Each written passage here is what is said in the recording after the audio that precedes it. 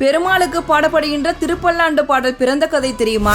மதுரையை ஆண்ட வல்லபதேவ பாண்டிய மன்னனுக்கு இறந்த பின்பு முக்தி கிடைக்க என்ன செய்ய வேண்டும் அப்படிங்கிற சந்தேகம் ஏற்படுது.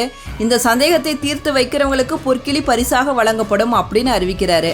ஆண்டாளோட வளர்ப்பு தந்தையான பெரியாழ்வாரோட கனவில் தோன்றிய பெருமாள் மதுரை சென்று மன்னரோட சந்தேகத்தை தீர்த்து வைத்து பொற்கிளியை பரிசாக பெற்றுவா அப்படின்னு சொல்றாரு. அரங்கனோட ஆணையை ஏற்று மதுரை சென்று சமயவாதத்தில் வெற்றி பெற்று மன்னரோட சந்தேகத்தை தீர்த்து வைக்கிறாரு பெரியாழ்வார். பொற்கிளியை பரிசாக பெற்றுவிட்டு மன்னர் கொடுத்த பட்டத்து யானை மீது அமர்ந்து வராரு பெரியாழ்வார். வெற்றி பெற்ற தன்னோட பக்தனுக்கு காட்சி தரணும் அப்படிங்கிறதுக்காக வைகுண்டத்திலிருந்து கருட வாகனத்தில் பெரியாழ்வார் முன்னாடி காட்சி தராரு பெருமாள். நம்மளா இருந்தோம்னா பெருமாள் முன்னாடி வந்தோன்னா அதை கொடு இதை கொடு அப்படின்னு சொல்லிட்டு வேண்டுவோம்.